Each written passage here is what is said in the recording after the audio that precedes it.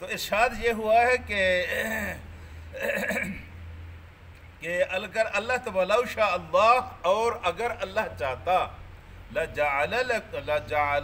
لجعلکم، تو اللہ پاک بناتا تمہیں امتم واحدہ، ایک امت بنا دیتا، سارے کے سارے نیک ہوتے، سارے کے سارے جنتی ہوتے، اور اللہ کے لیے کوئی مشکل نہیں تھا۔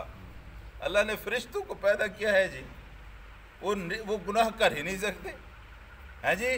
تو لیکن یذل من یشاء و یہدی من یشاء، جس کو وہ چاہتا ہے گمراہ کرتا ہے، اور جس کو چاہتا ہے وہ ہدایت دیتا ہے جی۔ جو جس کو چاہتا ہے، جو پختہ ارادہ کر لے برائی کی طرف بھاگنے کا، اس کو لڑکا دیتا ہے، اور جو اونچائی کی طرف اٹھنا چاہے اس کو اٹھا دیتا ہے۔ یہ اللہ تبارک و تعالیٰ کی مشیت ہے۔ لیکن ایک بات آپ ذہن میں رکھیں، وہ یہ بات یہ ہے لَتُسْأَلُنَّ عَمَّا كُنْتُمْ تَعْمَلُونَ، جو کام بھی تم کرتے،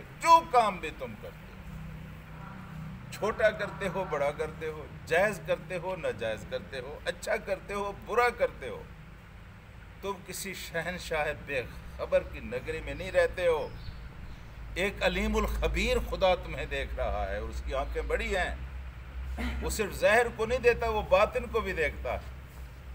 آپ سب نے نماز پڑھی ہے، اور فرشتوں نے لکھا ہے کہ آپ نے نماز پڑھی ہے، لیکن یہ صاحب اعظم بھائی کی کیسی نماز ہے، محسن کی کیسی نماز ہے، مار عزیز کی کیسی نماز، کسی کو کوئی پتہ نہیں ہے۔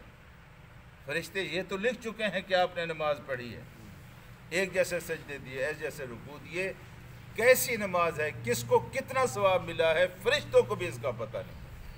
اس کا پتہ کس کو ہے؟ اس کا پتہ صرف اور صرف میرے اللہ کہ آپ نے کن جذبوں کے ساتھ نماز پڑھی، کس نیت کے ساتھ نماز پڑھی ہے، دل کی کس حاضری اور اخلاص کے ساتھ نماز پڑھی ہے، اس کے اوپر درجات کا انحصار ہے۔ تو اس لیے فرمایا کہ والا تسألن، اللہ پوچھے گا۔ پوچھنے سے مراد یہ نہیں کہ بس پوچھ کر جانے دے گا، یعنی جزا دے گا، سزا دے گا، اما اس چیز کے بارے میں کنتم تعملون، جو عمل تم کیا کرتے۔ یہ وہ چیز ہے میرے عزیز دوستو جو مومن کی زندگی کو خوبصورت بناتی ہے۔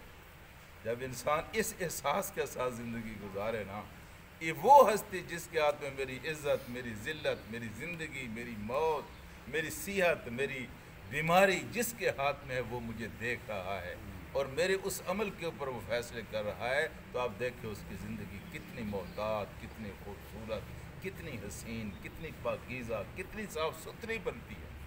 اور ایک آدمی بالکل جانوروں کی طرح جہاں چاہے منہ مارے، جو چاہے چرے چگے، جہاں چاہے جس کی عزت کو خراب کرے، جس کے مال کو، اس کو کوئی، یعنی بالکل زندگی ایک مختلف بن کے رہ جاتی ہے۔ اور یہ چیز ہمیں نظر نہیں آتی، لیکن اس وقت تو بہت نظر آ رہی تھی جب اللہ پاک نے اپنے رسول کے ذریعے صحابہ کی پہلی جماعت تیار کی تھی۔ بالکل نظر آ رہا تھا کہ یار کل یہ کیسے تھے اور آج یہ کیسے بن گئے ہیں جی۔ کل یہ عزتوں کو لوٹنے والے تھے، آج عزتوں کے محافظ بن گئے۔ اللہم صلی علی سیدنا و مولانا محمد۔